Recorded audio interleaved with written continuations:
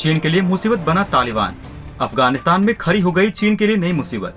पाकिस्तान और चीन का दुश्मन निकला अफगानिस्तान से। जी हाँ दोस्तों, तालिबान से खतरा चीन को कैसे है, इस पर सबसे बड़ी खबर चीन के ही अखबार से आई है। जी हाँ दोस्तों, चीन के साउथ चाइना मॉर्निंग पोस्ट और उसके न्यूज़पेपर में बाकायदा एक आर्टिकल आया है, जहाँ पर चीन के ऊपर कैसे तालिबान और तालिबान के द्वारा पोषित एक और आतंकी संगठन जिसका काम ही सिंजियांग प्रांत में बम धमाके कर चीन के सैनिकों के चिथड़े उड़ाना है, उसके बारे में बताया गया है। जी हाँ दोस्तों, पिछले साल तालिबान की सत्ता में लौटने के बाद चीन के ETIM यानी कि ईस्ट तुर्कमेनिस्तान इस्लामिक मूवमेंट पर नकेल कसने की मांग करते हुए नेताओं के लिए समर्थन का वादा किया। ETIM अफगानिस्तान और सीरिया में काम करता है और अलकायदा और तहरीक तालिबान पाकिस्तान सहित कई आतंकवादी समूहों के साथ उसके घनिष्ठ संबंध हैं, जो विश्लेषकों का कहना है कि तालिबान के सबसे करीबी सहयोगी में से एक है।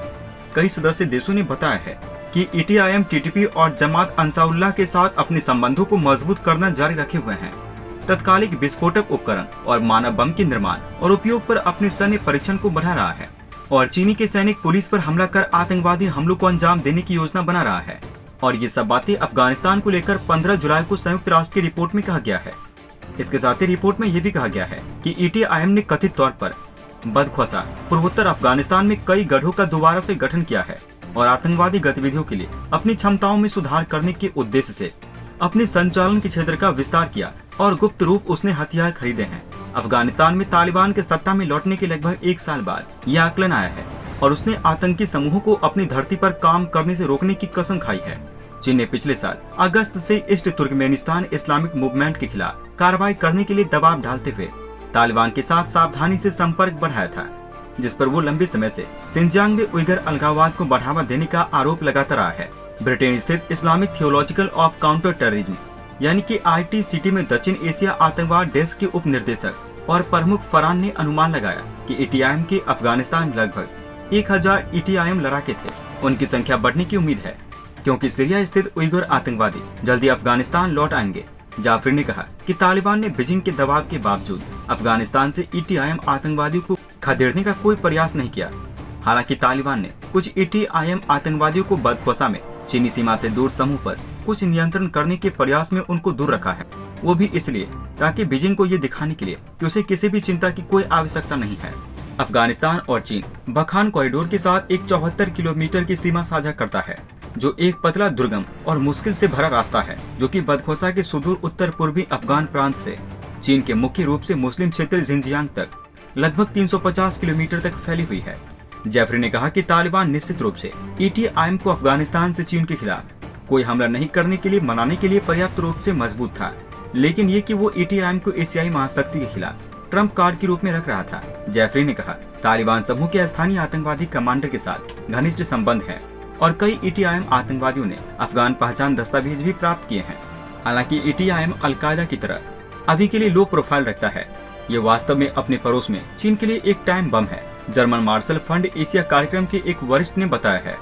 संयुक्त राष्ट्र सुरक्षा परिषद की रिपोर्ट बहुत सटीक कई देशों के खुफिया आकलन को दर्शाती है। ऐसा प्रतीत होता है कि तालिबान ने चीन के इशारे पर ETIM गतिविधियों पर रोक लगा दी है, जिसमें उनकी प्रचार गतिविधियां भी शामिल हैं, और वादा किया है कि अफगानिस्तान को हमलों के लिए आधार के रूप में इस्तेमाल नहीं किया जाएगा। ये वही मॉडल है जिसका तालिबान ने पालन किया है, जहां वे उइगर लड़ाकों को सौंपते, निष्कासित या मारते नहीं हैं, लेकिन उन्हें चीन में निर्देशित संचालन करने से रोकते थे। लेकिन दोस्तों, तालिबान अभी भी ईस्ट तुर्कमेनिस्तान इस्लामिक मूवमेंट के आतंकियों को एक आराममय वातावरण देता है, जिसमें रहने के लिए जगह तथा जिसमें वे आराम से चीनी लक्ष्यों पर हमले की योजना बनाने और माउंट करने में सक्षम होने की उम्मीद कर सकते हैं। ऐसा वातावरण तालिबान उनको दे रहा है। ETIM चीन के लिए विशेष रूप से महत्वपूर्ण खतरा होने की संभावना नहीं है और TTP या बलूचिस्तान लिबरेशन आर्मी से कम है, जिसने पाकिस्तान में चीनी प्रोजेक्ट पर हमला किया है। लेकिन बीजिंग की नजर से एक सवाल है कि अगर अफगानिस्तान में स्थिति बदलती है या तालिबान इन प्रतिद्वंदियों में से कुछ से पीछे हटने के लिए मध्यम अवधि में TIP से क्या उम्मीद कर सकते हैं। इस बीच ITCT के जफीरों ने चेतावनी दी है। इस्लामिक स्टेट के अफगानिस्तान सहयोगी इस्लामिक स्टेट खुरासान के द्वारा चीन को भी निशाना बनाया जा रहा है, क्योंकि इस्लामिक स्टेट खुरासान में कई उइगर मुसलमान की भर्ती हुई है तथा और भी भर्ती कर रहा है। संयुक्त राष्ट्र की रिपोर्ट में एक सदस्य राज्य ने 50 उइगर लड़ाकों के दल बदल की सूचना दी है। कई सदस्य राज्यों ने बताया ISIS के उच्च वेतन ने इसके भर्ती में सहायता की है। जब तालिबान उइगर आतंकवादियों को अफगानिस्तान से चीन के खिलाफ किसी भी हमले को अंजाम देने के लिए रोकता है तो कई उइगर आतंकवादी इसे विश्वासघात के रूप में देख सकते हैं और इस कारण वो ISIS खुरासान में शामिल हो जाते हैं और ISIS खुरासान में जा सकते हैं, जो पहले से ही तालिबान को भारी निशाना बना रहा है और उसके साथ संबंध बनाने की कोशिश कर रहा है। चीन और भारत का जिक्र अक्सर ISIS खुरासान के तालिबान विरोधी प्रचार में साफ साफ दिखाई देता है। अक्टूबर में अफगानिस्तान में एक शिया मस्जिद पर एक उइगर आतंकवादी के द्वारा ISIS खुरासान आत्मघाती बम विस्फोट ने संकेत दिया कि अफगानिस्तान में आगे क्या होने वाला है। दरअसल दोस्तों, ISIS खुरासान और तालिबान की बात करें तो चीन के लिए अधिक घातक साबित ISIS खुरासान हो सकता है, क्योंकि उसमें अधिकतर लड़ाके उइगर मुसलमान शामिल हैं और कहीं न कहीं ईस्ट तुर्कमेनिस्तान इस्लामिक मूवमेंट आतंकी संगठन भी ISIS खुरासान की तरफ ज्यादा जुड़ाव महसूस करता है।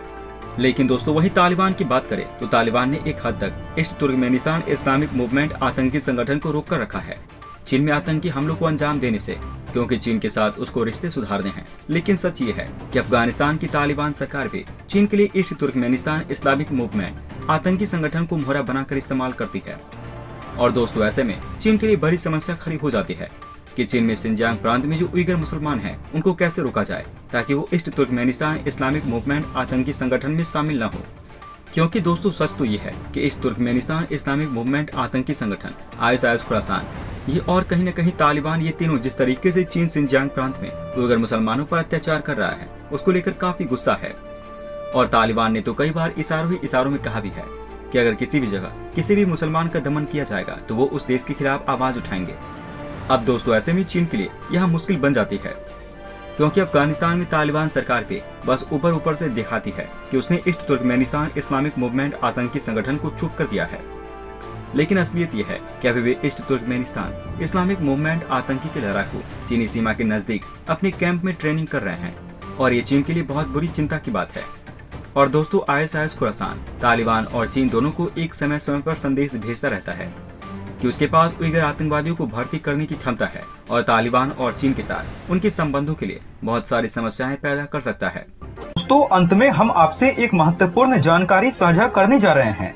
नीचे डिस्क्रिप्शन में दिए गए लिंक पर जाकर आप इंडियन आर्मी मर्चेंडाइज खरीदकर सपोर्ट कीजिए और पूरे देश का हौसला बढ़ा दीजिए। जाने से पहले वीडियो को लाइक और शेयर करें तथा चैनल को सब्सक्राइब करना न भूलें। तब तक के लिए धन्यवाद। जय हिंद, जय भारत। अच्छा सुनो, चैनल को सब्सक्राइब करो, उसके बाद घंटी बजा देना ताकि अगली वीडियो आपसे मिस ना हो पाए। Thank you.